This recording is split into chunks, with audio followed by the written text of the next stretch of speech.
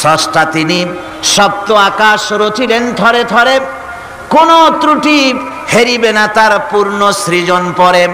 চাও তুমি তার সৃষ্টি পানে, দেখো কিছু ভুল চোখ, ফেরাও তোমার নয়ন খানি, ফেরাও তোমার মুখ। অক্ষমহীন দৃষ্টি তোমার সৃষ্টিতে পাবে ফাঁকি, ফিরাও তোমার নয়ন খানি, ফিরাও কাঙ্গালাখি। আল্লাহ পাক বলেন আমার আকাশের দিকে তাকাও, বারবার তাকাও, সূর্যের দিকে তাকাও, চন্দ্রের দিকে তাকাও, গাছপালার দিকে তাকাও, তাকায় দেখো কোনো ভুল আছে নাকি, ভালো করে দেখো কোনো ভুল আছে নাকি। আল্লাহ পাক বলেন আবার তাকাও, দেখতে দেখতে তোমার চক্ষু দুর্বল হয়ে তোমার কাছেই ফিরে আসবে।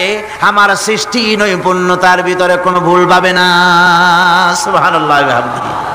একজন দরবেশ সাহেব তিনি একবার এই সূরার পড়তেছিলেন, মুখস্থ তেলাওয়াত করতেছিলেন, একটা গাছের তলায় বসে, একটা বট গাছের তলায় বসে এটা তেলাওয়াত করতেছিলেন।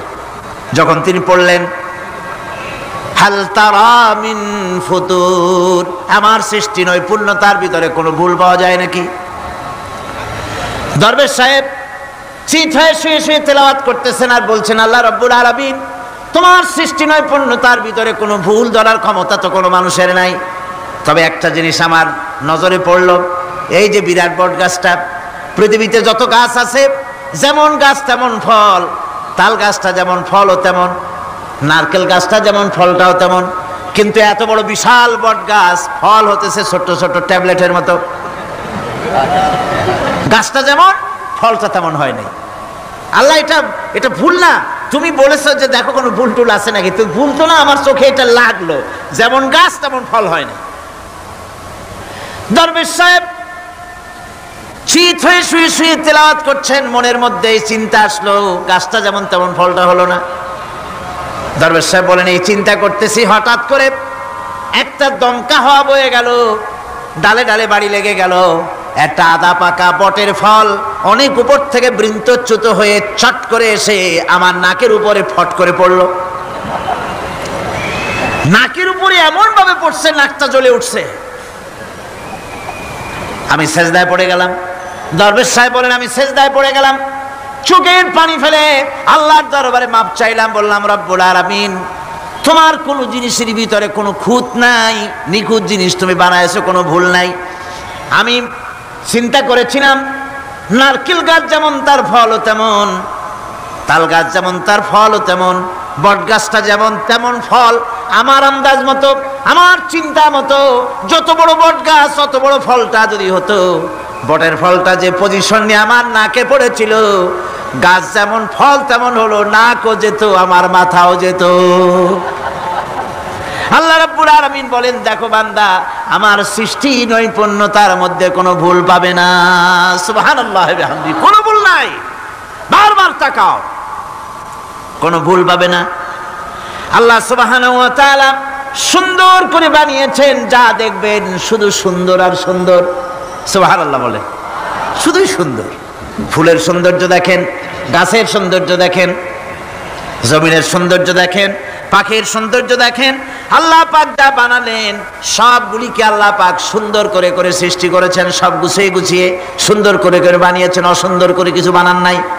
ফুল দেখতে কত সুন্দর, ফুলের থেকে ফল হয়, সে ফল হওয়ার জন্য ফুলের পুংকেশর আর স্ত্রী কেশরের মিলন ঘটতে হয়। তো ফুল তো আর চলতে পারে না, এই মিলনটা কেমনে হবে? এই জন্য আল্লাহ পাকের রুচি দেখেন, আল্লাহ পাকের রহমত দেখেন, আল্লাহর কুদরত চিন্তা করুন। সুবহানাল্লাহ ওয়া বিহামদিহি। ফুল সুন্দর জিনিস, ফুলের চাইতে আর কিছু সুন্দর আছে নাকি? এত সুন্দর ফুল, এই পুংকেশর এবং স্ত্রী কেশরের বিনিময়টা কে করবে? এইটা করার জন্য আল্লাহ পাক এই দায়িত্ব তেলাপোকাকে দেন নাই, দিছেন নাকি? আরশোলাকে দিছেন, সার পোকাকে দিছেন, উই পোকাকে দিছেন, তাতে ফুলের ইজ্জত নষ্ট হবে। ফুল যেমন সুন্দর, আল্লাহর রুচি, আল্লাহ রাব্বুল আলামিনের সৌন্দর্য বোধ কত বিরাট, কত মহান আল্লাহ পাক। ফুল যেমন সুন্দর, ওই সুন্দর ফুলের উপরে তেলাপোকা পড়লে ফুলের সৌন্দর্য নষ্ট হবে। এই জন্য আল্লাহ পাক ফুল যেমন সুন্দর, ওই পুংকেশর আর স্ত্রী কেশরের মিলন ঘটাবার জন্য রব্বুল আলামিন সুন্দর প্রজাপতির ব্যবস্থা করেছেন। ফুলও যেমন সুন্দর, প্রজাপতিও সুন্দর। প্রজাপতির ডানায় কোন শিল্পী কোন তুলি দিয়ে এত রং লাগালো? সুবহানাল্লাহি বিহামদিহি, সুবহানাল্লাহি বিহামদিহি। আল্লাহ পাক বলছেন এমনি সুন্দর করে বানালাম, মানুষ বানাইছি, সে মানুষের সৌন্দর্য দেখো। দুইটা চোখ দিলাম দেখার জন্য। চোখ কি জন্যে? এখন এই চোখ দুটা যদি কুমিরের মতো আল্লাহ গোল বানাই দিতেন, চোখ গোল এইরকম কুমিরের মতো, দেখতে বিশ্রী হতো। চোখ দুটোকে আল্লাহ টানা টানা করেছেন, চোখের উপরে ভুরু লাগিয়েছেন, তাতে আবার পশম দিয়েছেন, চোখে পিসি দিয়েছেন, চোখের ভিতরে মণিটা কালো করেছেন, তার চতুর্দিকে সাদা অংশকে নীলাভ করেছেন যাতে কালোটা আরো ফুটে ওঠে। সুবহানাল্লাহি বিহামদিহি। কত সৌন্দর্য আল্লাহ রাব্বুল আলামিন মানুষকে দিয়েছেন। আল্লাহর রহমতের ওয়াজ সারা বছর করলেও তো ফুরাবে না, এত রহমত, এত দয়া আল্লাহ সুবহানাহু ওয়া তাআলা। মানুষ আল্লাহ কি সুন্দর করে বানালেন। একবার একজন দরবেশ সাহেব রাস্তা দিয়ে যাচ্ছেন, প্রতিমধ্যে তিনি দেখতে পেলেন নদী থেকে এক কলসি পানি নিয়ে এক যুবতী সুন্দরী মেয়ে রাস্তা বেয়ে যেতেছে। দরবেশ সাহেব দাঁড়ায় গেলেন আর ওই যুবতীর দিকে এক নজরে তাকায় আছেন, চোখে পলক দেয় না। এরপরে যুবতী থমকে দাঁড়ায় গেল। আধা বুড়া মানুষ, দাড়ি অর্ধেক পাকে গেছে, দেখতে দেখায় খুব বুজুর্গ মানুষ, কিন্তু রাস্তায় আমার একা পায়া এমনি করে তাকিয়ে আছে আর চোখ দিয়েও তো পানি পড়ে। ব্যাপারটা কি? দরবেশ কাঁদে কেন? প্রতিমধ্যে আমাকে একা পেয়ে দরবেশ কাঁদে কেন, তাকিয়ে আছে কেন? মহিলার চিন্তা জাগলো। শেখ সাদী রহমতুল্লাহ আলাইহি ঘটনা লিখেছেন, বাংলা কবিতার অনুবাদ করেছেন। একদা সুখদায়ক প্রমোদা বদন, দর্শন করি মম ঝরিল নয়ন। হেসে কহে সে রূপসী সবিস্ময় মন, কহ দেখি মহাশয় কহ কি কারণ। বিষয়ে বিরাগী তুমি ভুবনে প্রচার, কি হেতু জন্মিল তব মানস বিকার। যুবতী মেয়েটি বলছে, ওগো দরবেশ সাহেব, হুজুর সাহেব, আমি একটা যুবতী মেয়ে লোক, রাস্তায় আমাকে একা পেয়ে আপনি আমার দিকে তাকায় আছেন আর কাঁদতেছেন। এই বৃদ্ধ বয়সে ভীমরতি হলে কেন? আমাকে দেখে কাঁদেন কেন আর এক নজরে কেন তাকায়ছেন? কারণটা কি? কি কুমতলব আছে? দরবেশ সাহেব বলছেন, হেসে কহিলাম বালে করহ শ্রবণ, নেত্র ঝরে তবু হেতু ভেব না এমন। হে রূপসী মেয়ে, তোমার জন্য আমি কান্দি, একথা একবারও চিন্তা করো না। যে শিল্পী রচিল এই সুধাংশু বদন, তাহার তরে ঝরে নেত্র নয়নে জীবন। তোমার প্রেম পাওয়ার জন্যে তোমাকে দেখে লোবাতুর এবং কামুক হয়ে তোমার দিকে তাকায় কান্দি, একবারও ভেব না। আল্লাহর কসম আমি কাঁদতেছি তোমার এত সুন্দর স্বাস্থ্য আর চেহারা যে আল্লাহ রাব্বুল আলামিন বানায় দিলেন। না জানি সেই আল্লাহ কত সুন্দর, যার সৃষ্টি এত সুন্দর, সে আল্লাহ রাব্বুল আলামিন না জানি কত সুন্দর। আল্লাহ পাক সেই সুন্দর আল্লাহ রাব্বুল আলামিনকে দেখার তৌফিক যেন আমরা পাই। জোরে বলেন আমিন, আরো জোরে বলেন আমিন। আল্লাহ পাক বলছেন আমি সুন্দর করে সব তৈরি করে দিয়েছি। বুঝবে তারা যারা চিন্তাশীল, যারা গবেষণা করে। ইন্না ফি খালকিস সামাওয়াতি ওয়াল আরদি ওয়া ইখতিলাফিল লাইলি ওয়ান নাহার লাআয়াতিন লিউলিল আলবাব। নিশ্চয়ই যারা নাকি জ্ঞানবান, তারা রাত এবং দিনের পরিবর্তন, আকাশ এবং জমিনের সৃষ্টি ইত্যাদির ব্যাপারে, এই সৃষ্টি নৈপুণ্যতার ব্যাপারে তারা চিন্তা করে, গবেষণা করে। রাত এবং দিনের পার্থক্য মানুষের জীবনকে জীবন পদ্ধতিকে দুই ভাগে বিভক্ত করেছে, রাত এবং দিন। দেখেন আল্লাহর রহমত এবং কুদরত সব জায়গায়। রাত এবং দিন মানুষের জীবন চলার পথকে, জীবন পদ্ধতিকে কয় ভাগে ভাগ করেছে? দুই ভাগ। আল্লাহ পাক বলেন ওয়াজআলনাল লাইলা লিবাসান ওয়াজআলনান নাহারা মাআশা। আমি রাতকে করেছি শান্তির বাহন, রাতকে করেছি আচ্ছাদন, শান্তির বাহন, আর দিনকে করেছি রোজগার করার জন্য। দিনের বেলায় রোজগার করবে, কামাই রুজি করবে, কল কারখানায় যাবে, খেতে খামারে যাবে, অফিস আদালতে যাবে, কাজ কাম করবে। এ কাজ করে করে শরীরের ভিতরে ক্লান্তি আসে, অবসাদ এসে যায়। আল্লাহ রাব্বুল আলামিন বলেন আমি আবার রাত বানালাম। ওই রাতের বেলায় মানুষ যখন ঘুমায় যায়, এই ঘুম তার সমস্ত অবসাদ আর ক্লান্তি দূর করে দিয়ে সকাল বেলায় আবার তাজা মানুষ করে সমস্ত একেবারে পরিপূর্ণ কর্মক্ষম একজন মানুষে তাকে পরিণত করে দেয়। রাতটাকে আচ্ছাদন করে দিয়েছি, দিনের কোলাহল মুক্ত রাত, সূর্যের আলোর ঝলকানি, তীব্র আলো নাই, চিৎকার নাই, আওয়াজ নাই। রাতের একটি অন্ধকার চাদর পরিয়ে দিলাম এই পৃথিবীর উপরে, রাতের একটি অন্ধকার চাদর পৃথিবীর উপরে পরিয়ে দিলাম। কোলাহল মুক্ত পৃথিবী, এখন সূর্যের তীব্র আলো আর নাই, এখন আরামে তুমি ঘুমিয়ে যাও, ঘুমাও, আবার সকালবেলা উঠে তুমি কাজ করবে। আল্লাহ পাক বলেন আমি এভাবে ومن رحمته جعل لكم الليل والنهار لتسكنوا فيه ولتبتغوا من فضله। আল্লাহর রহমতের ভিতরে এটাও রহমত, আল্লাহর করুণা, আল্লাহর দয়া যে তিনি দিনকে করেছেন রুজি কামার জন্য, রাতকে করেছেন তিনি তোমাদের জন্য ঘুমাবার জন্য, বিশ্রামের জন্য। এই ব্যবস্থা আল্লাহ রাব্বুল আলামিন করেছেন, যিনি তোমাদেরকে দুপুর বেলায় বিকেল বেলায়ও তোমাদেরকে অবসাদ গ্রহণের জন্য, আরামের জন্য দুপুর এবং বিকাল, সকাল ইত্যাদি তৈরি করেছেন। কোরআন শরীফের ভিতরে আল্লাহ পাক এই সমস্ত কথাগুলি ব্যাখ্যা সহকারে বলে দিচ্ছেন যে আমার রহমত ওয়াসিআত রাহমাতি কুল্লে সেই সমস্ত জিনিসের চতুর্দিকে, তুমি যেখানে আছো তার চতুর্দিক, আকাশ এবং জমিন, আমার রহমত তোমাকে ঘিরে রেখেছে। এ কোরআন নাজিল করেছেন সেই আল্লাহ, সেই রহমান যার দয়া সর্বত্র ছড়িয়ে আছে। আল্লাহ পাক বলছেন এরপরে তোমাকে সৃষ্টি করলাম, জমিন সৃষ্টি করলাম খাবারের জন্য। আমার রহমতের বিষয়টা দেখো, আমি এমন দয়াবান, এমন মেহেরবান। এবার তোমার খাবারের জরুরত হলো তুমি কি খাবে, সেজন্য এই জমিনে ফসলের ব্যবস্থা আমি আল্লাহ করেছি। জোরে বলেন সুবহানাল্লাহ। জমিন শুকায় গেছে, বৈশাখ মাসের জ্যৈষ্ঠ মাসের প্রচন্ড রৌদ্রের তাপে জমিন শুকায় গেছে। এই জমিনে তুমি ফসল ফলাবে কি করে যদি না পানি দিয়ে জমিনটারে ভিজায় দেই? আল্লাহ বলেন জমিন ভিজাবার দায়িত্ব আমি নিলাম। আল্লাহুল্লাযী আরসালার রিয়াহা ফাতুসিরু সাহাবা। সমুদ্রের পানি, লবণাক্ত পানিগুলি বাষ্পীয় আকারে উত্থিত হয়ে যায়, মেঘমালায় পরিণত হয়ে যায়। বাতাসকে বলি এই মেঘকে টেনে নিয়ে যাও অমুক জায়গার উপরে, মেঘ চলে এলো। আল্লাহ বলেন ফাসুকনাহু ইলা বালাদিন মাইয়িতিন ফাআহইয়ানা বিহিল আরদা বাদা মাউতিহা কাযালিকান নুশুর। আল্লাহ পাক বলছেন বৃষ্টির পানি পড়লো, মরা জমিন জিন্দা হয়ে গেল। এই মরা জমিন জিন্দা হলো। এরপরে তুমি বীজ বপন করলে, ধান বপন করলে, গম বপন করলে, মাটির খাসলাত হলো সব পচায় দেওয়া। মাটির খাসলাত কি? কথা বুঝেন না? মাটির ধর্মটা কি?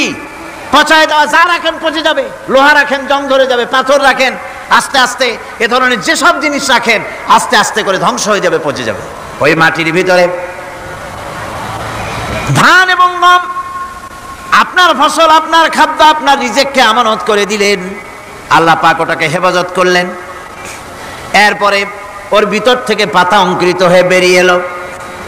এখন কেউ যদি বলে আল্লাহ যদি পানি না দেন, আল্লাহ যদি বৃষ্টিটা না দেন, তাহলে আমার অসুবিধাটা কি?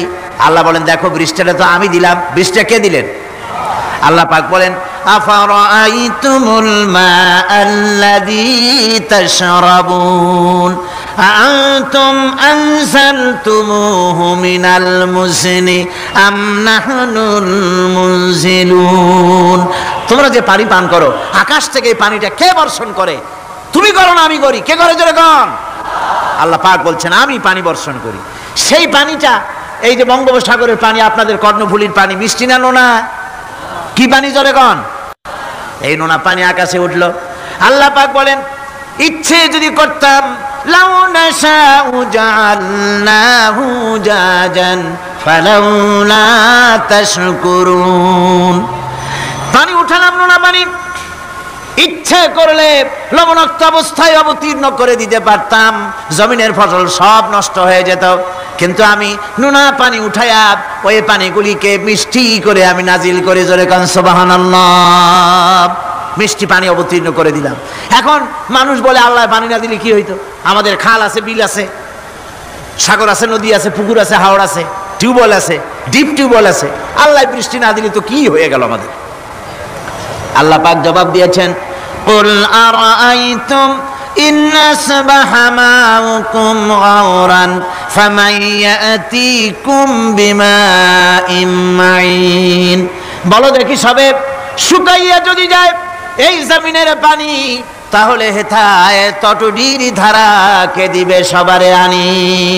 টিউবওয়েলের পানি, পাতালের পানি, দরিয়ার পানি, সাগরের পানি, হাওড়ের পানি, বিলের পানি সব যদি আমি আল্লাহ শুকায় দেই, আমি আল্লাহ ছাড়া এমন কোন শক্তি আছে যে মরা গাঙ্গে নতুন করে পানির জোয়ার এনে দিতে পারে? আছে কেউ? কেউ নাই। আল্লাহ পাক বলেন, দেখো আমার রহমত, এভাবে করে আমি পানি দিলাম, বৃষ্টি দিলাম, এবার গাছ উঠলো, বীজ বপন করছিলাম, গাছ উঠলো। আনতুম আনশাতুম শাজারাতাহা আম নাহনুল মুনশিউন। মাটি থেকে এই গাছকে কে উদ্গত করে দিল? হয় বেটা, কে দিল? তুমি দিছো না আমি দিয়েছি? কে দিয়েছে? জোরে কর, জোরে চিল্লা এখন, কে দিল? আল্লাহ পাক বলেন, গাছ উদ্গত করে দিলাম, গাছ এবার বড় হলো। এই গাছ আল্লাহ রাব্বুল আলামিন এই গাছ তৈরি করলেন। এই গাছ শুধু আপনার জ্বালানি দেয় না, গাছ শুধু ফল দেয় না, এই গাছ মানুষের জন্য, গাছ হচ্ছে বন্ধু। মানুষের জন্য গাছ কি? জোরে কোন কি? বন্ধু। সেই বন্ধুরে জন্মের কাটা কাটবেন নাকি? এই গাছ তৈরি হচ্ছে। গাছ বন্ধু কি করে? গাছ বন্ধু হচ্ছে আমরা যে শ্বাস প্রশ্বাস নেই, মুখের থেকে নাকের থেকে যে শ্বাসটা ফেলি, সেটা হচ্ছে আমরা গ্রহণ করি বাতাস থেকে অক্সিজেন, ছেড়ে দেয় কার্বন ডাই অক্সাইড। এটা হচ্ছে বিষ। এটা কি? আমরা নিলাম পরিশুদ্ধ অক্সিজেন, নিলাম, ছেড়ে দিলাম এটাকে বিষ করে, এই বিষটা ছড়িয়ে গেল। এখন এই বিষ যদি আল্লাহ পরিশুদ্ধ করার কোনো ফ্যাক্টরি না বানাতেন, তাহলে পৃথিবীর সমস্ত প্রাণী মরে যেত। সুবহানাল্লাহ কইতে ইচ্ছে করে না? আল্লাহ পাক কি ব্যবস্থাটা করলেন! কোন দুনিয়ার ফ্যাক্টরি নাই মানুষ যে বিষাক্ত করে দেয় আবহাওয়াকে, সেটাকে রিফাইন করার ব্যবস্থা মানুষের কাছে নাই। আল্লাহ ব্যবস্থা করেছেন কি? আল্লাহ পাক গাছ বানায় দিলেন। গাছের সবুজ শ্যামল রং, ঘাসের সবুজ শ্যামল রং, তার খাদ্য হতেছে আপনি যেটা ছেড়ে দেন, আপনার জন্য যেটা বিষ, সেটা হচ্ছে তার জন্য খাদ্য। কার্বন ডাই অক্সাইড গাছ টেনে নেয়, সারা রাত টানতে থাকে অক্সিজেন থেকে, বাতাস থেকে সারা রাত টানতে থাকে। কার্বন ডাই অক্সাইড খাবার হিসাবে সে টেনে নেয়। আর দিনের বেলা যখন রোদ ওঠে, সূর্যের উত্তাপ আর গাছের সবুজ রং দুটোতে মিলে এক প্রকারের রন্ধন ক্রিয়া হয়, রাঁধা হয়। সেই রান্নার মাধ্যমে গাছের ভিতর থেকে গাছ আবার অক্সিজেন মানুষের জন্য, প্রাণীর জন্য ছেড়ে দেয়। সুবহানাল্লাহ। তো গাছ আপনার জন্য বন্ধু। একদিকে গাছ আপনার এই কাজ করলো, ফার্নিচার বানাইলো, ছায়া দিল, ফল দিল। আল্লাহ পাক বলেন, এই গাছগুলি কে তৈরি করলো? মিয়া তুমি করছো না আমি করছি? আমি আমার রহমত দিয়ে তোমার গাছ বানাই দিলাম। এরপরে ফসল দিলাম, ফসল হলো, তোমার তরি তরকারি হলো, সব কিছু তোমার হয়ে গেল। এবার ফসল দেখা মানুষে যখন দেখে জমিনে বড় বড় ধানের গোছা হয়েছে, মোটা মোটা ধানের গোছা হয়েছে, মোছে তখন তেল মাখে আর নতুন নতুন গানের আয়োজন করে। এবার ফসল বেশি হয়েছে, গান, থিয়েটার, বাজনা, গুনাগার বিবি, কত রকমের গানের ব্যবস্থা করে ফেলে। জমিনে ফসল আর মোছে তেল মাখে আনন্দে। আল্লাহ রাব্বুল আলামিন বলেন, লাউ নাশাউ লাজআলনাহু হুতামান ফাযালতুম তাফাক্কাহুন। আমি যদি ইচ্ছে করি তোমার জমিনের সমস্ত ফসলটাকে আমি সম্পূর্ণ কুটায় পরিণত করে দিতে পারি, তুষে পরিণত করে দিতে পারি। পারেন না? ধানের ভিতরে আল্লাহ যদি চাউল না দেন, তাহলে সব তুষ হয়ে যাবে না? তখন কি করবেন আপনারা? কি করবেন? কোন বাংলাদেশ তখন হরতালের দেশ। যখন আপনি দেখলেন যে জমিনে ধানে এবার সব তুষ হইছে, তখন আল্লাহর বিরুদ্ধে হরতাল করেন। লাভ হবে কিছু? লাভ হবে? আল্লাহর বিরুদ্ধে আপনারা অনশন ধর্মঘট করেন, লাভ হবে কিছু? কোনো লাভ হবে না। আল্লাহ রাব্বুল আলামিন বলেন, কোনো লাভ হবে না, বরং তোমরা তখন বলবে ইন্না লামুগরামুন বাল নাহনু মাহরুমুন। কপালে তখন আঘাত করবে, করাঘাত করতে থাকবে আর বলবে যে আরে কপাল পোড়া হয়ে গেলাম, হতভাগ্য হয়ে গেলাম, বঞ্চিত হয়ে গেলাম, আল্লাহর রহমত থেকে সর্বনাশ হয়ে গেল। তখন কপালে আঘাত করা ছাড়া আর কিছুই করতে পারবে না। আল্লাহর বিরুদ্ধে মিছিল চলে না, সমাবেশ চলে না, বিক্ষোভ চলে না, হরতাল চলে না। মহান আল্লাহ রাব্বুল আলামিন বলছেন দেখো এইভাবে করে তোমার ফসলের ব্যবস্থা আমি আল্লাহ করেছি। আমি রহমান, আমি আল্লাহ পাক কি এমন রহমান। আজ জমিনে ফসল বৃদ্ধির জন্য ইউরিয়া, সুপার সালফেট, সালফার সারের ব্যবস্থা হয়েছে, নানান জাতের সারের ব্যবস্থা হয়েছে। যখন এই সার মানুষ তৈরি করতে শেখে নাই, আবহমান কাল থেকে এই জমিনের জন্য সারের ব্যবস্থা কে করেছেন জোরে কোন? আল্লাহ পাক বলেন আমিন আয়াতিহি আইয়ুরিকুমুল বারকা খাউফাও ওয়া তামাম। আমার অসংখ্য নিদর্শনাবলীর মধ্যে এটাও একটি নিদর্শন যে আকাশে বিদ্যুৎ চমকে মেঘের গর্জন হয়। এই যে বিদ্যুৎ চমকে গর্জন হয় এর মধ্যে রয়েছে মানুষের জন্য ভীতি এবং আশা। তারা ভয় পায় আর এর মধ্যে আশাও রয়েছে। আশাটা কি? আশা হচ্ছে এই যে বিদ্যুৎ যে বছর যত বেশি চমকায় মেঘে, সে বছর জমিনে ফসল তত বেশি বাড়ে। কৃষিবিদরা বলেছেন বিদ্যুৎ যত বেশি চমকায় জমিনের ফসল তত বেশি বাড়ে। সুবহানাল্লাহ ওয়া বিহামদিহি। এর একটা সিস্টেম আছে, সেই সিস্টেম অনুযায়ী আল্লাহ জমিনে ফসল বাড়ায় দিলেন। আল্লাহ ফসল দিলেন।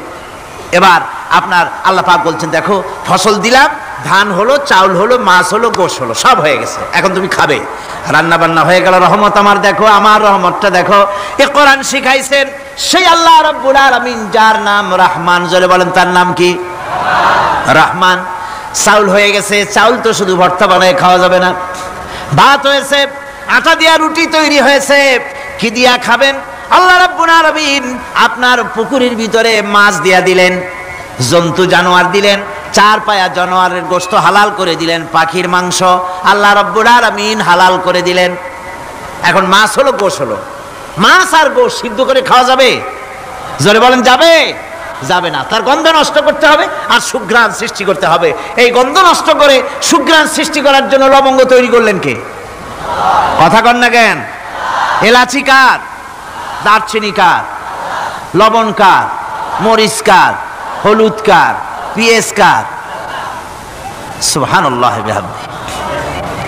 এত নিয়ামত আল্লাহ রাব্বুল আলামিন বলেন ওয়া ইন তাউদ্দু নি'মাতাল্লাহি লা তুহসুহা।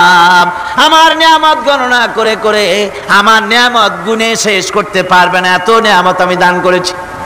এরপরে তরি তরকারি হলো, মাছ গোশ খেতে খেতে অস্থির হয়ে যাবে, তারপরে তরি তরকারি দিলাম, শাক সবজি দিলাম, সব কিছু আমি আল্লাহ রাব্বুল আলামিন দিয়েছি। আমার নাম রহমান, তোমার সমস্ত প্রয়োজন আমি দিয়েছি, মিটাই দিয়েছি। এবার তরি তরকারি হলো আর মানুষ তরি তরকারি খাইলো, আল্লাহ শুকর আদায় করলো না। শুকর আদায় করে? করে না। এত সুন্দর মজার কদু, সেই কদু খায় আর কদু খাইয়া মোসে তাও মারে আর বলে স্বাদের লাউ বানাইলো বৈরাগী। আল্লাহ শুকর আদায় করে, আল্লাহর নিয়ামতের শুকরিয়া আদায় করে না। আমার ভাইয়েরা, আল্লাহ রাব্বুল আলামিন বলেন এই পৃথিবীর আমি রহমান, কোরআন আমি শিখাইছি আমি রহমান। এমন রহমান শুধু মানুষকে খাবার দেই না, এই পৃথিবীর সকল প্রাণীকে আমি খাবার দেই। জোরে কোন সুবহানাল্লাহ। সকল প্রাণীর খাবার কে দেন? ওয়ামা মিন দাব্বাতিন ফিল আরদি ইল্লা আলাল্লাহি রিজকুহা। এই পৃথিবীর বুকে এমন কোন বিচরণশীল জীব নাই যে জীবের রিজকের দায়িত্ব আমি আল্লাহ গ্রহণ করি নাই। সমস্ত রিজকের দায়িত্ব কে নিয়েছেন? চিল্লায় এখন আল্লাহ সুবহানাহু ওয়া তাআলা।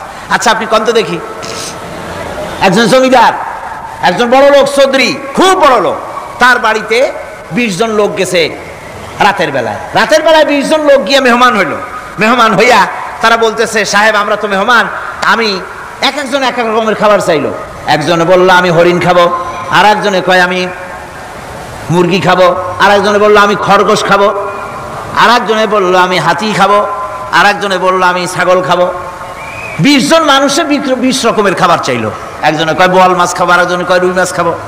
20 জনে 20 রকমের খাবার দাবি করলো। বলেন জমিদার তো বাড়ির জমিদারের বাপ, সেও কি পারবে 20 জনকে 20 রকমের খাবার পরিবেশন করতে? কোনো প্রস্তুতি ছাড়া পারবে? পারবে না। কোনো প্রস্তুতি ছাড়া, কোনো প্রস্তুতি ছাড়া জমিদার হোক রাজা বাদশাহ হোক 20 জন মানুষের খাবার 20 রকমের দিতে পারে না। আর আল্লাহ এমন রহমান, এই পৃথিবীর লক্ষ কোটি কোটি জাতির প্রাণীকে কোটি কোটি রকমের খাবার আল্লাহ রাব্বুল আলামিন পরিবেশন করতেছেন। সাপের খাবার একরকম, ব্যাঙের খাবার আর এক রকম। ব্যাঙে যা খায় সাপে তা খায় না, সাপে যা খায় ব্যাঙে তা খায় না। হাতির খাবার, গন্ডারের খাবার, ভল্লুকের খাবার, বাঘের খাবার, সিংহের খাবার, মানুষের খাবার, ছাগলের খাবার, মুরগির খাবার, মশার খাবার, সারপোকার খাবার, সমস্ত খাবার ভিন্ন ভিন্ন। আবার সমস্ত খাবারের মজা আল্লাহ রাব্বুল আলামিন আলাদা আলাদা করে দিয়েছেন। এমন রহমান, আপনার পেট ভরবেন শুধু স্বাস্থ্য বানাবার জন্য, পেট ভরে খাওয়া দরকারটা ছিল। আল্লাহ পাক দেখলেন যে না, শুধু পেট ভরলে তো এরকম খাইতে চাইবে না, তাই আল্লাহ রাব্বুল আলামিন জিহ্বা দিয়ে দিলেন যাতে করে মজা লাগে আর খায়। সব রকমের মজা, এক এক গোশতে, এক এক মাছে, এক এক তরকারিতে এক এক রকম মজা। না সব রকম মজা, সব এক রকম মজা, ভিন্ন ভিন্ন রকমের মজা। আল্লাহ পাক বলেন আমি রহমান, দেখো আমি কিভাবে খাওয়াই। ওয়া কাইয়্যিম মিন দাব্বাতিন লা তাহমিলু রিজকুহা আল্লাহু ইয়ারযুকুহা ওয়া ইয়্যাকুম। এই পৃথিবীতে এমন অনেক বিচরণশীল জীব আছে যে প্রাণীরা নিজের জন্য কোনো সঞ্চয় করে না, সঞ্চয় করে শুধুমাত্র পৃথিবীর মানুষ। আর পিঁপড়ায় কিছু সঞ্চয় করে। অন্যান্য বহু প্রাণী আছে যাদের কোনো সঞ্চয় নাই। কি বলেন, পাতিশিয়ালের কোনো ব্যাংকে অ্যাকাউন্ট আছে নাকি? না। শীতের মৌসুমে পাতিশিয়াল আইসা ব্যাংকের ম্যানেজারকে বলে না যে কয়েকটা মুরগি আনছি, আমার নামে একটা অ্যাকাউন্ট ওপেন করেন, বৃষ্টির সময় আমি যেন ওগুলো উঠাইয়া পাইকারি দরে খাইতে পারি। ওর কোনো খাবার নাই, সঞ্চয় নাই। এ ধরনের পাখির সঞ্চয় নাই, পশুর সঞ্চয় নাই। মহান আল্লাহ রাব্বুল আলামিন তিনি বলছেন, সকালবেলায় পাখি তার বাসা দিয়া ক্ষুধার্ত পেট নিয়ে পাখিগুলি উড়ে চলে যায়। সাপ তার গর্ত থেকে বের হয় খালি পেটে, পাতি শৃগাল খালি পেট নিয়ে গর্ত থেকে বেরিয়ে যায়। তিমির মতো অত বড় প্রকাণ্ড প্রাণী, হাতির মতো প্রকাণ্ড প্রাণী, গরিলা, শিম্পাঞ্জি, ওরাংওটাং, পিঁপড়া থেকে শুরু করে নিয়ে প্রকাণ্ড তিমি পর্যন্ত সমস্ত প্রাণীগুলি সকালবেলায় খালি পেটে বেরিয়ে যায়। সারাদিন ঘোরাঘুরির পর আল্লাহ সুবহানাহু ওয়া তাআলা বলেন, সন্ধ্যাবেলায় সমস্ত প্রাণীর পেটগুলি ভরে আমি আল্লাহ তাদের বাসায় ফিরাইয়া দেই। আমি রহমান, এভাবে করি আমি আল্লাহ রাব্বুল আলামিন খাবারের বন্দোবস্ত করি, পড়ার বন্দোবস্ত করি, থাকার ব্যবস্থা করি। ইয়া আইয়ুহান নাসু যুকুরু নি'মাতাল্লাহি আলাইকুম হাল মিন খালিকিন গায়রুল্লাহ ইয়ারযুকুকুম মিনাস সামাই ওয়াল আরদ। ও পৃথিবীর মানুষেরা, ওই আল্লাহর স্মরণ করো, আল্লাহর নিয়ামতের শুকরিয়া আদায় করো যে আল্লাহ তোমাকে আকাশ থেকে জমিন থেকে রিজিক দেন। ওই আল্লাহ ছাড়া আছে কি কেউ যে তোমাকে আকাশ থেকে রিজিক দেয়, জমিন থেকে রিজিক দেয়? লা ইলাহা ইল্লা হুয়া ফাআন্না তুফাকুন। ওই আল্লাহ ছাড়া কোনো ইলাহা নাই, কেন তোমরা বিভ্রান্ত হও? সেই আল্লাহর দিকে ফিরে আসো। আল্লাহ বলছেন, এভাবে আমি সমস্ত পৃথিবীর মানুষের রুজি রুটির বন্দোবস্ত করি, সমস্ত প্রাণীর রুজি রুটির ব্যবস্থা করি, আমি সেই রহমান। সুবহানাল্লাহ বিহামদি। ওয়া ইলাহুকুম ইলাহু ওয়াহিদ লা ইলাহা ইল্লা হুয়ার রাহমানুর রহিম। এই হচ্ছেন তোমাদের আল্লাহ। সুবহানাল্লাহ। আল্লাহ বলছেন, ওয়া ইলাহুকুম ইলাহু ওয়াহিদ, তিনি হচ্ছেন এক আল্লাহ, এক ইলাহ, যিনি ছাড়া কোনো ইলাহ নাই। তিনি হচ্ছেন রহমান। তিনি কি? রহমান। তিনি হচ্ছেন রহিম। তিনি তোমাদের সব কিছুর ব্যবস্থা করে দিয়ে থাকেন, কোনো জিনিস তোমাদেরকে বঞ্চিত করেন না। এই রহমান এমন রহমান যিনি তোমাদের সমস্ত নিয়ামত পূর্ণ করেন। আর রহমান এমন রহমান যে শুধু আপন আপন লোক দেখে তালাশ করে করে দেয় না, সকলকে দেয়। যারা নামাজ পড়ে তাদের দালান কোটা বেশি হয়, যারা তাহাজ্জুদ পড়ে তাদের ব্যাংকে টাকার অভাব নাই, যারা হজ করে যাকাত দেয় তারা টাকার জ্বালায়, পয়সা কড়ির জ্বালায় অস্থির। এরকম নাকি? না, বরং নামাজ রোজা হজ যাকাত যারা করে বেশি খাঁটি মুসলমান, তাদের অভাব অভিযোগ আরো বেশি। যারা না, যাদের কাছে নামাজ নাই, রোজা নাই, আল্লাহ পরকালের চিন্তা নাই, তাদের টাকা পয়সা, সোনা দানা, জায়গা জমিন, সৌন্দর্য, সুখ আর আরো অনেক বেশি, বরং এদের কম। আপন লোকের চাইতে শত্রুকে বরং আল্লাহ পাক বেশি দেন। আপন লোক মানে যারা দিনদার, ইমানদার, পরহেজগার, নামাজি, এরা বরং কম পায়, ওরা বরং বেশি পায়। এমন কেউ নাই পৃথিবীতে শত্রুকে ডেকে বলবে আয় তোরেও দেই, কেউ নাই, একমাত্র আল্লাহ রব্বুল আলামিন যিনি সকলকে দেন। এই পৃথিবীর কোন মূল্য আল্লাহ রব্বুল আলামিনের কাছে নাই, একটা মশার দানার তুল্য মূল্য নাই। সেজন্য আল্লাহ পাক সকলকে নেয়ামত দেন, সকলকে ব্যবস্থা করেন। তাই এই কোরআন শরীফ আল্লাহ পাক তার মানুষের প্রতি এত দয়া মানুষের প্রতি, যে আল্লাহ পাকের দয়াটা কার? জোরে চিল্লায় এখন, দয়াটা কার? এত দয়া যে আল্লাহ পাকের মানুষের প্রতি রাস্তা চলার জন্য রাস্তা তৈরি করে দিলেন। পাহাড়ের ভিতরে মানুষ যেন হারায় না যায়, পাহাড়ের ভিতরে গিরিপথ বানালেন যিনি, মরুভূমির ভিতরে হারায় না যায় নিশানা বানালেন যিনি, সমুদ্রের ভিতরে রাতের আধারে যেন গভীর সমুদ্রে হারায় না যায় সেজন্য মহাশূন্যের ভিতরে তারকা প্রদীপ জ্বালায়া পথের নির্দেশনা দিয়ে দিলেন যিনি, এত ব্যবস্থাপনা যিনি করলেন, সে আল্লাহ রাব্বুল আলামিন মানুষের জন্য এই পৃথিবীতে ব্যক্তি, পরিবার, সমাজ ও রাষ্ট্রে, আন্তর্জাতিক জীবনে, স্বরাষ্ট্রনীতি, পররাষ্ট্রনীতি, শিক্ষানীতি, যুদ্ধনীতি, বন্দিনীতি, তার জীবনের সমস্ত নীতিমালার ব্যাপারে আল্লাহ রাব্বুল আলামিন বুঝি কোনো দিক দর্শন দেন নাই। দিয়েছেন কিনা? সুতরাং রহমানের দাবি হচ্ছে, আল্লাহর রহমানিয়তের দাবি হচ্ছে বান্দার জন্য কোরআন শিক্ষা দেওয়া। যত শিক্ষা আল্লাহ দিয়েছেন, যত দয়া আল্লাহ বান্দাকে করেছেন, সবচাইতে বড় দয়া কোরআন শিক্ষা দেওয়া। জোরে কান সুবহানাল্লাহ। যত দয়া, যত নিয়ামত, যত রহমত আল্লাহ বান্দাকে করেছেন, তার মধ্যে শ্রেষ্ঠ রহমত, শ্রেষ্ঠ দয়া, শ্রেষ্ঠ করুণা মানুষের জন্য, আল্লাহর এই পৃথিবীর মানুষের জন্য সবচাইতে শ্রেষ্ঠ দয়া কি? জোরে বলেন কি? কোরআনের শিক্ষাই হচ্ছে আল্লাহ পাকের এই মানুষের জন্য সর্বশ্রেষ্ঠ দয়া।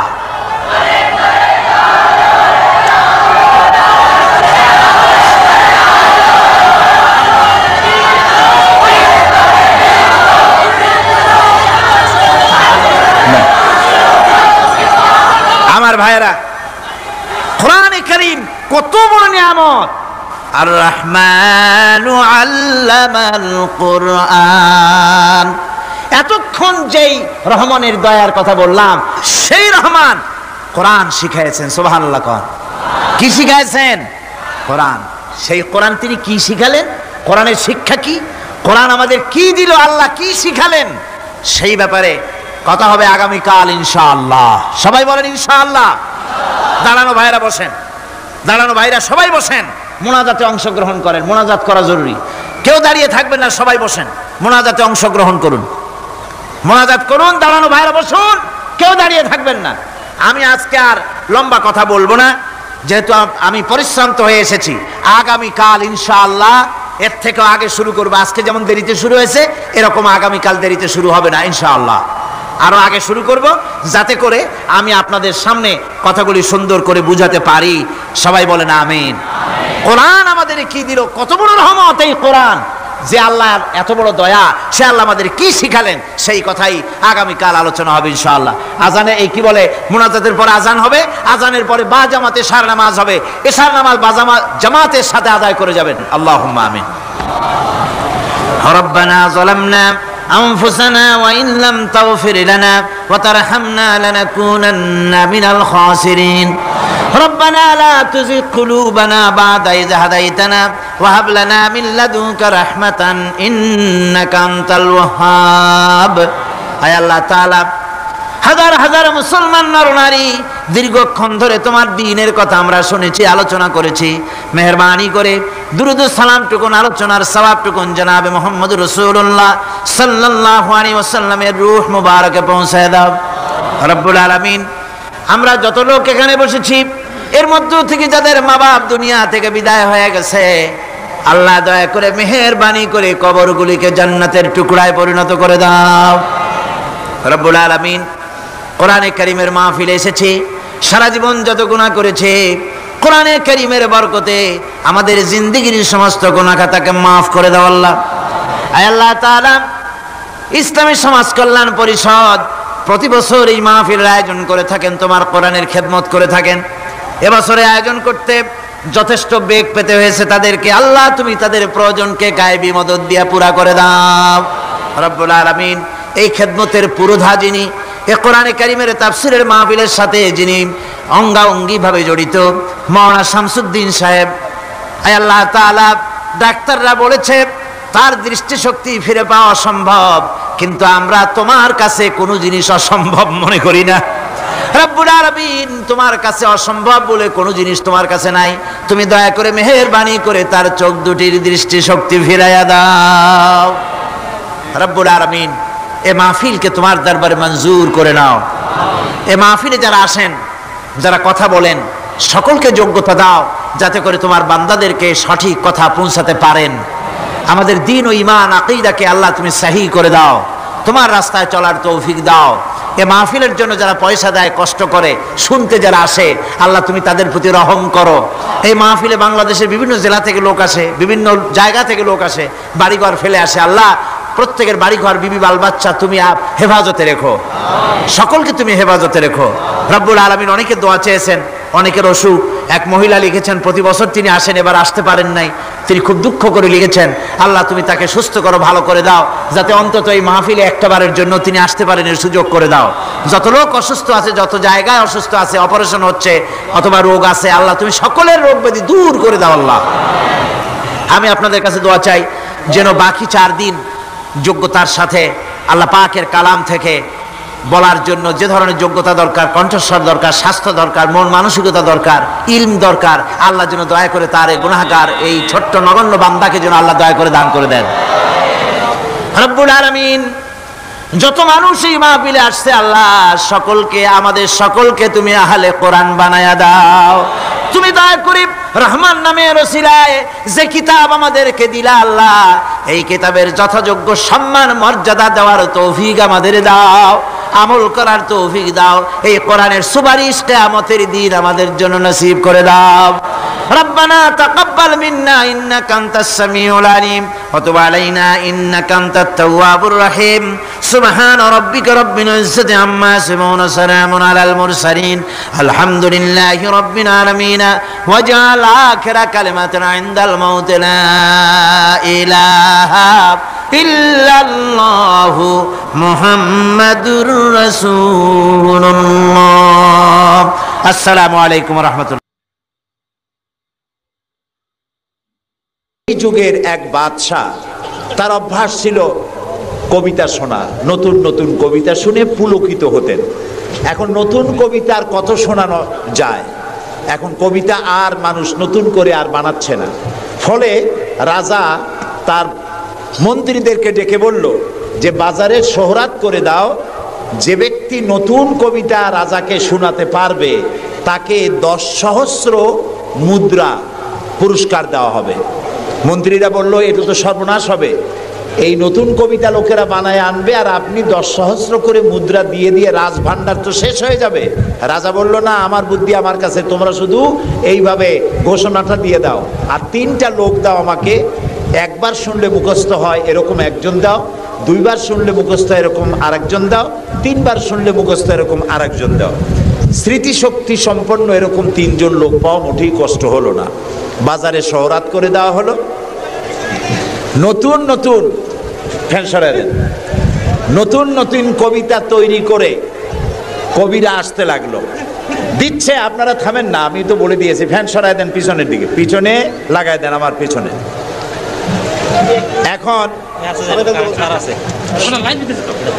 এখন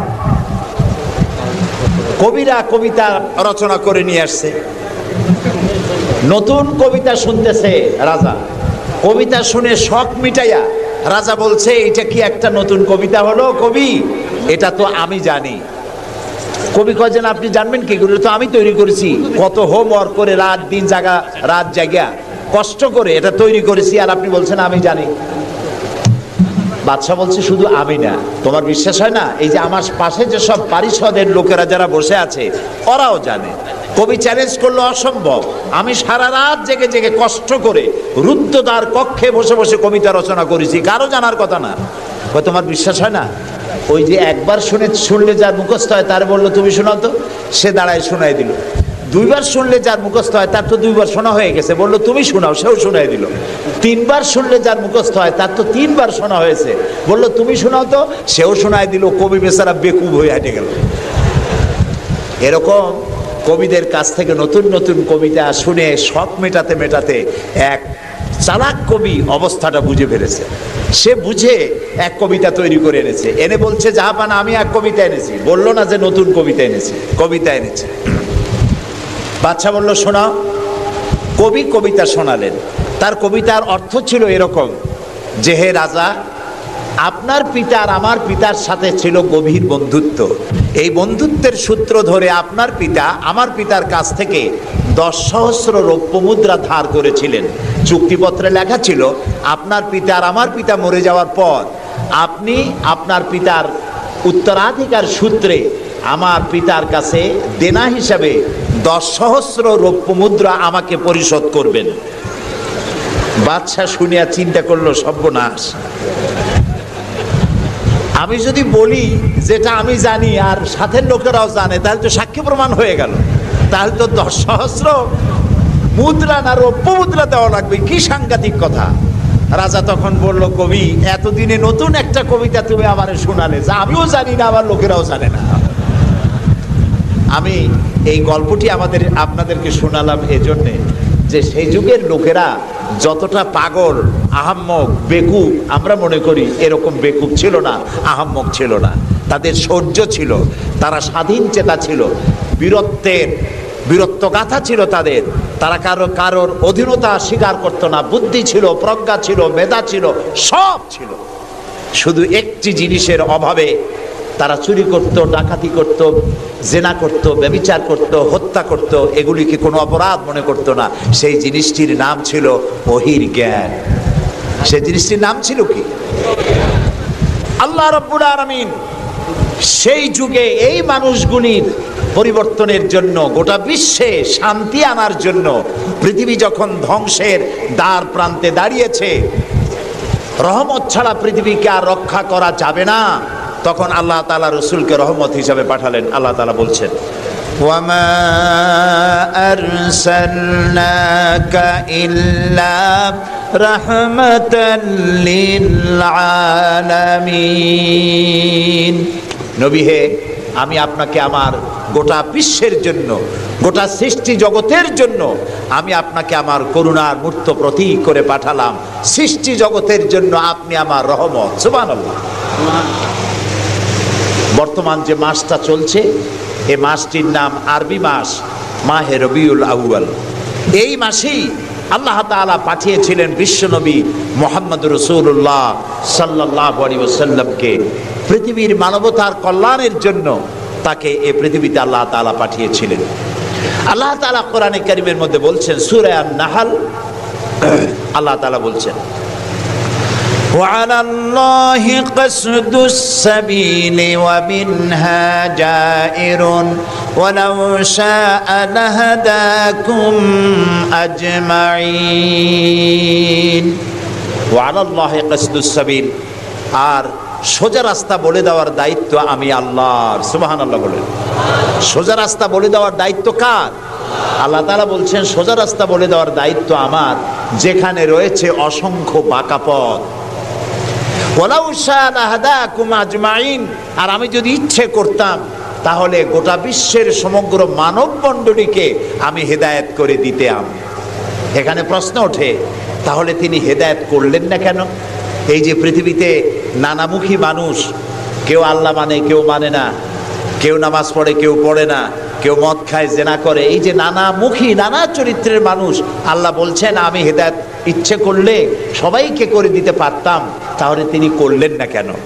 এর কারণ হচ্ছে আল্লাহ তাআলা মানুষকে করেছেন সব থেকে শ্রেষ্ঠ সৃষ্টি। সৃষ্টির সেরা কারা? জোরে বলেন। আচ্ছা, সৃষ্টির সেরাই মানুষ হলো কি করে? মানুষ কি পাখির মতো উঠতে পারে? মানুষ কি চিতাবাঘের মতো দৌড়াতে পারে? মানুষ কি মাছের মতো সাঁতরাতে পারে? মানুষ কি বাঘের মতো ক্ষিপ্রতা, সিংহের মতো হিংস্রতা, সাপের মতো ক্রুদ্ধতা, এগুলি মানুষের মধ্যে কি আছে? নাই। তাহলে মানুষ সৃষ্টির সেরা হলো কিভাবে বলতে পারেন? সৃষ্টির সেরা হয়েছে তার জ্ঞানের কারণে। আল্লাহ তাআলা চাঁদ সূর্যকে যেভাবে বাধ্য করেছেন তার হুকুম মানার জন্য, আমাদেরকে আল্লাহ তাআলা এভাবে হুকুম মানতে বাধ্য করেন নাই। কোরআন শরীফে আল্লাহ তাআলা বলেছেন, ওয়ালাকাদ কাররামনা বানি আদম। আল্লাহ তাআলা বলেন, আদম সন্তানকে আমি সম্মানিত করেছি। চাঁদ, সূর্য, গ্রহ, নক্ষত্র, সৌররাজি, নবমণ্ডল, ভূমণ্ডল সব কিছু আল্লাহর আইন মানতে বাধ্য না বাধ্য নয়? আল্লাহ তাআলা কোরআনে কারিমে বলেছেন, আফাগায়রা দীনিল্লাহি ইয়াবগুন ওয়া লাহু আসলামা মান ফিস সামাওয়াতি ওয়াল আরদি তাওআন ওয়া কারহা।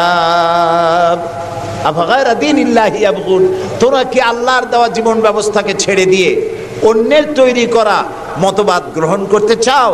ওয়ালাহু আসলামা মান ফিস সামাওয়াতি ওয়াল, অথচ আকাশে যা আছে, জমিনে যা আছে সব কিছু তার আনুগত্যের মস্তককে আমার সামনে নত করে দিয়েছে। সুবহানাল্লাহ। চাঁদ এবং সূর্য, সূর্যের কোনো ক্ষমতা নাই।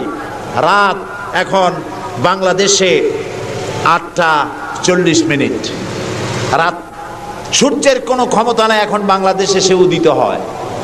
রাতের অধিকারকে সূর্য ক্ষুণ্ণ করতে পারে না, সূর্যের অধিকারকে চন্দ্র ক্ষুণ্ণ করতে পারে না।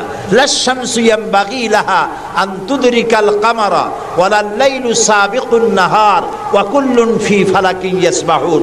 আকাশে জমিনে যা কিছু আছে সব আল্লাহর হুকুম মেনে চলছে, কেউ কাউকে অতিক্রম করতে পারে না। তাহলে আমরা বুঝলাম চাঁদ সূর্য হুকুম মানে কার? জোরে বলেন। এই যে গাছগুলি, চতুর্দিকে যত গাছপালা আপনারা দেখতে পান, সুবরি গাছে নারকেল হবে না, নারকেল গাছে তাল হবে না, বেল গাছে জাম হবে না, আম গাছে লিচু হবে না। ওয়ালান তাজিদ লি সুন্নাতিল্লাহি তাবদীলা। আল্লাহ তাআলা বলছেন, আমার লব, নেচার, প্রকৃতির আইনের ভেতরে কোনো পরিবর্তন হবে না, আমার আইন তারা মানতে বাধ্য। কেবলমাত্র মানুষ, কেবলমাত্র মানুষ। আমি তোমাদেরকে সম্মানিত করেছি, সেই জন্য আমি তোমাকে আইন মানতে বাধ্য করি নাই। কোরআন শরীফে আল্লাহ পাক বলছেন, ইচ্ছে করলে কুফরি করতে পারো, ইচ্ছে করলে ঈমান আনতে পারো, ইচ্ছে করলে মুমিন হতে পারো, ইচ্ছা করলে কুফরিও করতে পারো। এটা তোমার ইচ্ছার উপরে ছেড়ে দিয়েছে। কারণ কাদ তাবায়্যানার রুশদু মিনাল গাই, হক আর বাতিল দুইটাকে আমি আলাদা করে দেখিয়ে দিয়েছি। আসহাবুল ইয়ামিন, আসহাবুশ শিমাল, ডানপন্থী আর বামপন্থী দুইটা দল আমি দেখাই দিয়েছি। ডান দিকে, আর এটা বোঝার জন্য বিবেক দিয়েছি। কি দিয়েছি বলেন? বিবেক। বিবেক আছে আমাদের? আছে কি না? বিবেক দিয়েছি বোঝার জন্য। ডান দিকে যারা যাবে, এই ডান দিকের নেতৃত্ব দিবে নবীরা, আর নবীরা ডানপন্থীদেরকে সাথে নিয়ে চলে যাবে কোথায়? আল্লাহর জান্নাতে। আর যারা বামপন্থী, তাদের নেতৃত্ব দেবে শয়তান। কে দেবে নেতৃত্ব? আমি বুঝি না মুসলমানেরা কেমনে বামপন্থী হয়। আমাদের দেশে কিছু মুসলমান আছে, নামধারী, নাম মুসলমানের, কিন্তু নিজেদের পরিচয় দেয় তারা বামপন্থী। আছেন এরকম? এই সমস্ত বামপন্থীদের নেতৃত্ব দিবে শয়তান, আর এদেরকে নিয়ে শয়তান তাদেরকে নিয়ে যাবে কোথায়? আল্লাহ তাআলা বলছেন, কাদ তাবায়্যানার রুশদু মিনাল গাই, হক এবং বাতিলকে আলাদা করে আমি ভাগ করে দুটি পথকে দেখিয়ে দিয়েছি। এখন তোমার ইচ্ছা আমার উপর ঈমান আনতেও পারো, আর যদি ইচ্ছা হয় আমার সাথে কুফরিও করতে পারো। যেহেতু তুমি গাছ না, সূর্য না, চন্দ্র না, তুমি মানুষ, আমি তোমাকে সম্মান দিয়েছি, সেজন্য তোমার এখতিয়ারে ছেড়ে দিয়েছি আর বিবেকও দিয়েছি। এই বিবেক দিয়ে তুমি বুঝতে পারবা পথ কোনটা। আল্লাহ বলছেন, আমার দায়িত্ব হলো ওয়া আলাল্লাহি কাসদুস সাবিল, সোজা রাস্তা বলে দেওয়ার দায়িত্ব আমার। সুবহানাল্লাহ। আমি বলে দিয়েছি সোজা রাস্তা কোনটি। আল্লাহ তাআলা বলেন সূরা ইব্রাহিমের মধ্যে, আলিফ লাম রা, কিতাবুন আনজালনাহু ইলাইকা লিতুখরিজান নাসা মিনাজ যুলুমাতি ইলান নূর। আল্লাহ তাআলা বলেন, হে নবী, আমি আপনার উপর একখানা কিতাব অবতীর্ণ করলাম। এটা একটি কিতাব নাজিল করলাম এই জন্য লিতুখরিজান নাসা মিনাজ যুলুমাতি ইলান নূর, যাতে করে আপনি মানব মণ্ডলীকে অন্ধকার সমূহ থেকে আলোর দিকে নিয়ে আসতে পারেন। লক্ষ্য করুন কথা আল্লাহর, আমি কার কথা শোনাচ্ছি? অন্ধকার সমূহ থেকে আলোর দিকে নিয়ে আসতে পারেন। ওলামারা যারা আলেম তারা বুঝবেন, কোরআন শরীফে আল্লাহ তাআলা অন্ধকারের কথা যত জায়গায় বলেছেন বহু বচনে বলেছেন, এক বচনে বলেন নাই। আর আলোর কথা যখন বলেছেন তখন এক বচনে বলেছেন, বহু বচনে বলেন নাই। নূরের বহু বচন হলো আনোয়ার, এই শব্দটি কোরআন শরীফের মধ্যে নাই। আল্লাহ এখানে কি বলছেন? আমি আপনার উপরে কিতাব অবতীর্ণ করলাম এই জন্য যাতে করে আপনি মানব মণ্ডলীকে অন্ধকার সমূহ থেকে আলোর দিকে আনতে পারেন। অন্ধকার সমূহ কি? অন্ধকার সমূহ হচ্ছে মানব রচিত যত মতবাদ, এ সবগুলো কি বলেন সবাই? অন্ধকার। আর ইসলাম হলো আলো। অন্ধকারের অনেক রূপ হয়, আলোর রূপ হয় মাত্র, বলেন কয়টা হয়? দেখুন, অঙ্ক যেদিন পরীক্ষা হয়, ম্যাট্রিক হোক আর দাখিল পরীক্ষা হোক, অঙ্কের যে পরীক্ষাটা যেদিন হয় সেদিন অঙ্ক পরীক্ষা দিতে গিয়ে যাদের অঙ্ক ভুল হয় তাদের ফলাফল একরকম হয় না বহু রকম হয়? ভুল যা হয় কয় রকম হয়? আর অঙ্ক যাদের রাইট হয় তাদের কয় রকম হয়? একরকম। তাহলে এর দ্বারা কি বোঝা যায়? সত্যের রূপ একটা আর ভুলের রূপ অনেকগুলো। এই জন্য আলোর রূপ একটা, অন্ধকারের রূপ অনেক। যেমন বিদ্যুতের আলো, কেরোসিনের আলো, হেসাকের আলো, চাঁদের আলো, সূর্যের আলো, যত রকমের আলো আছে সব আলোর রূপ একটাই, কিন্তু অন্ধকারের রূপ বিভিন্নতর। শবে কাজেবের এক রকমের অন্ধকার, অমাবস্যার আর এক রকমের অন্ধকার, রাতের আধারের আর এক রকম অন্ধকার, মেঘাচ্ছন্ন হওয়ার আর এক রকম অন্ধকার, কুয়াশাচ্ছন্ন হওয়ার আর এক রকম অন্ধকার, দরজা জানালা ভেন্টিলেটর সব বন্ধ করে দেওয়ার আর এক রকমের অন্ধকার। অন্ধকারের রূপ অনেক আর আলোর রূপ একটা। আল্লাহ বলছেন কোরআনে এই জন্য নাজিল করেছি লিতুখরিজান নাসা মিনাজ যুলুমাতি ইলান নূর, মানুষের তৈরি করা যত মতবাদ সব অন্ধকার। আর ইসলাম হচ্ছে আলো। আল ইসলাম নূর, ইসলাম হচ্ছে আলো। আলোর রূপ একটা। আলোর রূপ কয়টা? আল্লাহ তাআলা বলছেন ওয়া আলাল্লাহি কাসদুস সাবিল, আমি সোজা রাস্তা বলে দেব, যেখানে আছে অসংখ্য বাঁকা পথ সেই সোজা রাস্তার নাম কি বলতে পারবেন? মাশাআল্লাহ, আপনারা সবাই বলতে পেরেছেন। সেই ইসলাম, সেই পথের নাম ইসলাম। এই ইসলামের পথ প্রদর্শক ছিলেন আল্লাহর নবীরা। দুনিয়ায় যত নবী আল্লাহ পাঠিয়েছেন সমস্ত নবীরা হচ্ছেন ইসলামের পথ প্রদর্শক। কিন্তু বইপত্রে অনেক সময় একটা কথা ভুল লেখে, তারা লেখে মুহাম্মদ সাল্লাল্লাহু আলাইহি ওয়াসাল্লাম ইসলাম ধর্মের প্রবর্তক। এটি একটি ভুল কথা। প্রবর্তক অর্থাৎ যিনি শুরু করেন, যিনি যে জিনিসটা চালু করেন তিনি ওইটার প্রবর্তক হন। ইসলামের প্রবর্তক হচ্ছেন আল্লাহ তাআলা, আর সমস্ত নবীরা হচ্ছেন প্রচারক, আর সর্বশ্রেষ্ঠ প্রচারক হচ্ছেন মুহাম্মাদুর রাসূলুল্লাহ সাল্লাল্লাহু আলাইহি ওয়াসাল্লাম। আল্লাহ রাব্বুল আলামিন তাকে পৃথিবীতে পাঠালেন ইসলাম প্রচার, প্রসার, প্রতিষ্ঠা এই কাজের জন্য। আল্লাহ তাআলা তাকে পাঠালেন এবং তাকে সর্বাধিক মর্যাদা দিলেন। এত বড় মর্যাদা আল্লাহ তাআলা পৃথিবীতে আর কারো দেন নাই। সুবহানাল্লাহ। কোরআনে কারীমের মধ্যে আমরা দেখতে পাই আল্লাহ রাব্বুল আলামিন যখনই কোনো নবীকে ডাকার দরকার বোধ করেছেন তিনি নাম ধরে ধরে রেখেছেন। তিনি বলেছেন ইয়া আদম, ইয়া জাকারিয়া, ইয়া ইব্রাহিম, ইয়া ঈসা, ইয়া মূসা। গোটা কোরআন শরীফ তন্ন তন্ন করে যদি তালাশ করা যায় কোরআন শরীফের ভিতরে কোথাও ইয়া মুহাম্মদ এই শব্দটি, এই বাক্যটি কোথাও পাওয়া যাবে না। আল্লাহ তাআলা তার রাসূলকে মুহাম্মদ সাল্লাল্লাহু আলাইহি সাল্লামকে কোরআনে কারীমে কোথাও নাম ধরে ডাকেন নাই। কেন ডাকেন নাই? তাকে মর্যাদা দিয়েছেন। সুবহানাল্লাহ বলুন। আল্লাহ রাব্বুল আলামিন নিজে তো নাম ধরে ডাকেনি নাই, বরং কোরআনে কারীমে আল্লাহ রাব্বুল আলামিন বলেছেন ও পৃথিবীর মানুষেরা আমার নবীকে তোমরাও যেন পরস্পরকে যেভাবে নাম ধরে ডাকাডাকি করো, আমার নবীকে তোমরা সেভাবে নাম ধরে ডাকবে না। আল্লাহ নিষেধ করে দিয়েছেন। কোরআনে কারীমের মধ্যে আল্লাহ তাআলা তাকে নাম ধরে ডাকেন নাই, এবং তার মর্যাদা সমস্ত নবীদের চাইতে বেশি দিয়েছেন। পৃথিবীতে যত নবী এলেন, সমস্ত নবীরা এসেছেন যার যার এলাকার উপরে ভিত্তি করে, ভাষার উপরে ভিত্তি করে, গোত্রের উপরে ভিত্তি করে। মুহাম্মদ সাল্লাল্লাহু আলাইহি সাল্লাম শুধু আরবি ভাষাভাষীদের নবী ছিলেন না, শুধুমাত্র মক্কার এবং মদিনার নবী ছিলেন না, তিনি বিশ্ব নবী। বলুন তো কি নবী? আল্লাহ রাব্বুল আলামিন কোরআনে কারীমের মধ্যে বলেছেন, কুল ইয়া আইয়ুহান নাসু ইন্নী রাসূলুল্লাহি ইলাইকুম জামিআ। আল্লাহ তাআলা বলেন, হে নবী আপনি বলুন, ও পৃথিবীর মানব মণ্ডলী, আমি আল্লাহর পক্ষ থেকে তোমাদের সকলের জন্য আমি রসুল হয়ে এসেছি।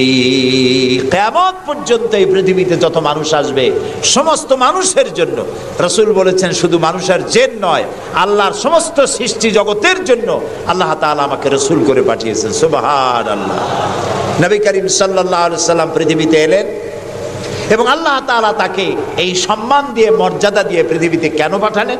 সূরা ফাতহার মধ্যে আল্লাহ তাআলা বলছেন, هو الذي أرسل رسوله بالهدى ودين الحق ليظهره على الدين كله وكفى بالله شهيدا। আল্লাহ তাআলা বলেন যে তিনি আল্লাহ, যিনি তার রাসূলকে দ্বীনে হক আর সত্যের বিধান সহকারে পৃথিবীতে পাঠিয়েছেন। কেন? লিইউযহিরাহু আলা দ্বীনি কুল্লিহ, যাতে করে তিনি মানুষের তৈরি করা সকল মতবাদের উপরে ইসলামকে বিজয়ী করে দিতে পারেন। এই জন্য আল্লাহ তাআলা রাসূলকে এই পৃথিবীতে পাঠিয়েছেন। সুবহানাল্লাহ।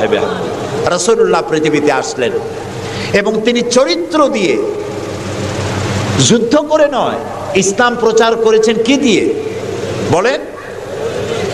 তরবারি দিয়ে নয়। ইসলাম মানে শান্তি, শান্তির ধর্ম। ইসলাম কিসের ধর্ম? শান্তির ধর্ম। মুসলমান কারা? যারা শান্তি প্রতিষ্ঠা করে তারাই। আর আল্লাহর এক নাম হচ্ছে সালাম। আল্লাহর এক নাম কি বলেন সবাই? সালাম। আল্লাহর নাম শান্তি, ইসলাম শান্তি, মুসলমানেরা চায় শান্তি। সেই শান্তি প্রতিষ্ঠার জন্য মুহাম্মদ সাল্লাল্লাহু আলাইহি সাল্লাম তরবারি দিয়ে ইসলাম আনেন নাই, তিনি ইসলাম এনেছেন তার অনুপম চরিত্র মাধুর্য দিয়ে, ব্যবহার দিয়ে, দিন প্রচার করে তার মাধ্যমে জনগণকে ইসলামের মধ্যে এনেছেন। কথা উঠতে পারে তাহলে যুদ্ধগুলো হলো কেন? বদর, ওহদ, হুনাইন, তাবুক, এগুলো ইয়ারমুক, কেন এই যুদ্ধগুলো হলো? এসব যুদ্ধ ছিল ডিফেন্সিভ। পৃথিবীর কোন ঐতিহাসিক কোন ব্যক্তি বলতে পারবে না যে মুহাম্মদ সাল্লাল্লাহু আলাইহি সাল্লাম সর্বপ্রথম আক্রমণকারী হয়েছেন কোন যুদ্ধে। বলতে পারবে কেউ? বলতে পারবে? তিনি তা করেননি। যখন আক্রান্ত হয়েছেন তখন তিনি প্রতিরক্ষামূলক যুদ্ধ করেছেন। আক্রমণাত্মক যুদ্ধ রাসূলুল্লাহ তার জীবনেও করেন নাই। সুবহানাল্লাহ। চরিত্র দিয়ে তিনি দুনিয়াকে বিজয় করেছেন। পৃথিবীতে যত নেতা আছে সমস্ত নেতাদের চরিত্র তো দুই রকম হয়। নেতাদের চরিত্র কয় রকম হয়? দুই রকম। একটা হয় পার্সোনাল ক্যারেক্টার, আর একটা হয় পাবলিক ক্যারেক্টার। একটা হয় জনগণকে দেখানোর, আর একটা হয় ব্যক্তিগত। রাসূলুল্লাহর চরিত্র এরকম দুই রকম ছিল না। একটু মাথা খাটায় চিন্তা করেন, পৃথিবীতে কোন নেতা আছেন যিনি জনগণের সামনে দাঁড়িয়ে বলতে পারবেন আমি ছাত্র জীবনে যা করেছি, যৌবনে যা করেছি, রাজনৈতিক নেতা হিসাবে গোপনে গোপনে যা করি, এসব কথাগুলি মানুষের কাছে, আমার দলের কাছে, দেশবাসীর কাছে খুলে বলে দাও, এরকম বলতে পারবে কেউ? একজনও পারবে না। যদি বলে তাহলে সব সর্বনাশ। এই পৃথিবীতে একমাত্র নেতা জনাবে মুহাম্মদুর রাসূলুল্লাহ সাল্লাল্লাহু আলাইহি ওয়াসাল্লাম। তিনি বলেছেন, ও আমার সাহাবীরা, ও আমার স্ত্রীরা, দিনের আলোতে আর রাতের আধারে আমার ভিতরে তোমরা যে আচরণ আমার দেখতে পাও, আমার ওঠা বসা, আমার চলাফেরা, আমার আচার আচরণ, যা কিছু আমার ভিতরে দেখতে পাও সবগুলি খুলে খুলে মানুষের সামনে বলে দাও। সুবহানাল্লাহ। রাসূলুল্লাহর চরিত্রের সার্টিফিকেট, তার আখলাক কেমন, এটা জানার জন্য হযরত আয়েশার কাছে কয়েকজন সাহাবী প্রশ্ন করেছিলেন, মা, রাসূলুল্লাহর কাছে বেশি সময় কাটাবার সুযোগ আপনি পান, তার ইনস অ্যান্ড আউট আপনি ভালো করে জানেন, বলুন তো তার আখলাক কেমন, তার চরিত্র কেমন? মা আয়েশা বললেন, তোমরা কি কোরআন পড়েছো? বললেন, হ্যাঁ কোরআন পড়েছি। কোরআন কি বোঝো? হ্যাঁ কোরআন বুঝি। হযরত আয়েশা বলেন, কোরআন যদি পড়ে থাকো, কোরআন যদি বুঝে থাকো, রাসূলের চরিত্র আমার কাছে জানার কোনো দরকার নাই। যেটা কোরআন তোমরা পড়েছো, কোরআনের বাস্তব নমুনা যদি দেখতে চাও, আল্লাহর নবীর দিকে তাকায়া দেখো। তার চরিত্র হলো কোরআন। রাসূলুল্লাহর চরিত্র কি? কোরআন। রাসূলুল্লাহর নবুয়তের 23 বছরের জীবনে যা আছে, 30 পারা কোরআনে তাই আছে।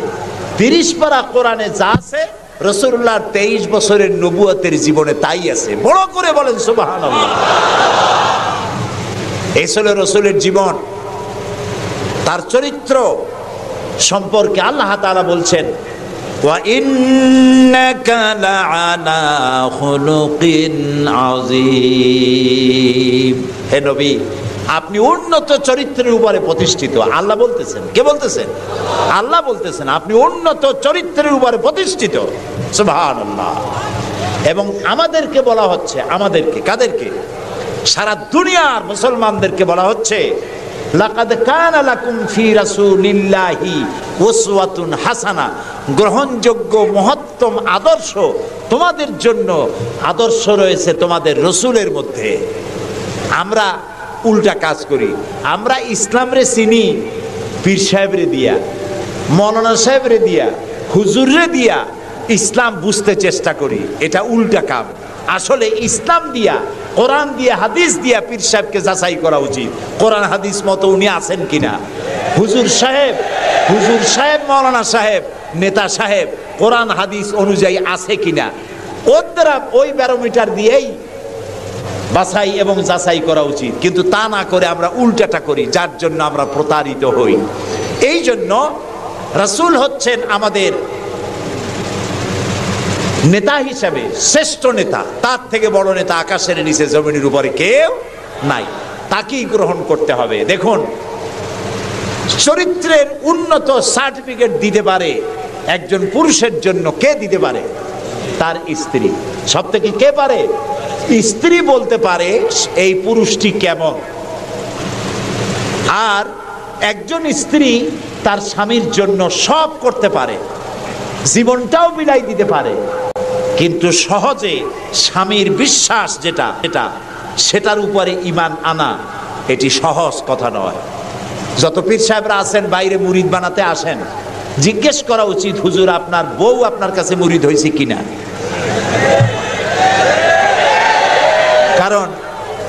কারণ বউ জানে। বাইরে এসে যতই হুজুর অনেক কিছু নামের আগে মেজবাউল আরেফিন, সিরাজুস সালিকিন, তারপরে কি কুতুবে রব্বানি, গাউসে সামদানি, আশেকে পান্দান, সিয়াহে দান্দান, এই যতই বলা হোক না কেন, কিন্তু আসলে উনি কি ওনার বউ চাইতে কেউ ভালো জানে না। এটা ঠিক কিনা? বউ ঈমান আনছে কিনা, মুরিদ হইছে কিনা, ওইটা দেখা দরকার। ড্রাইভারকে জিজ্ঞেস করা দরকার আপনার হুজুর কেমন, ড্রাইভার বলতে পারবে।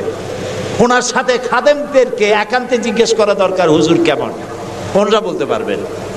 দেখুন, এই পৃথিবীতে নবী করিম সাল্লাল্লাহু আলাইহি সাল্লাম যখন ওহী পেলেন, দ্বিতীয় ওহী ছিল ওয়ানজির আশিরাতাকাল আকরাবিন, নিকটবর্তী লোকদেরকে এবার দ্বীনের দাওয়াত দেন। এই সর্বপ্রথম দাওয়াতের জন্য আল্লাহ তাআলা বললেন, আল্লাহর প্রতি, জাহান্নামের প্রতি ভয় দেখান, সতর্ক করুন মানুষদেরকে।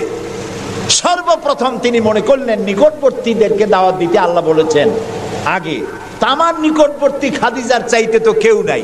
খাদিজার কাছে গিয়েই রাসূলুল্লাহ দাওয়াত দিলেন। দাওয়াতটা কি বললেন? খাদিজা, এই যে চোখে দেখা লাত, মানাত, উজ্জা, হুবাল, এর একটাও খোদা না, এগুলো বেহুদা।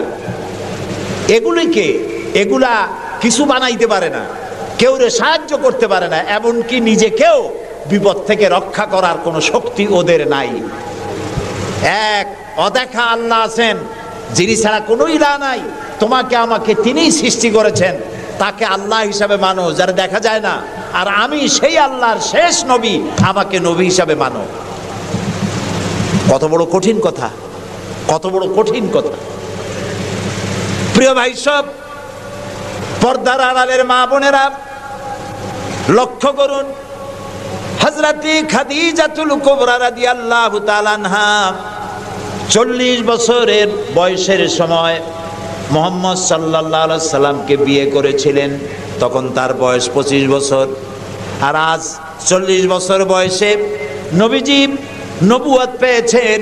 15টি বছর সময় পেয়েছেন রাসূলকে কাছে থেকে দেখার।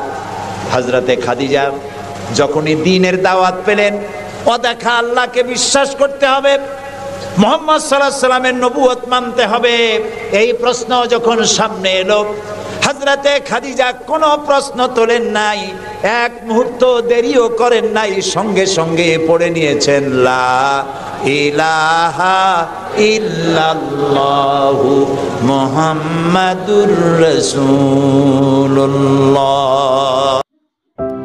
আলহামদুলিল্লাহ, আজকে সাইদি হুজুরের এই বয়ান হৃদয়ে গভীর ছাপ ফেলেছে। তার প্রতিটি কথা আমাদের নসিহত করে, জাগিয়ে তোলে। আসুন আমরা আমল করি এবং ওনার জন্য মাগফিরাতের দোয়া করি। সবাই ভালো থাকেন, ঈমানের পথে থাকেন। আসসালামু আলাইকুম ওয়া রাহমাতুল্লাহ।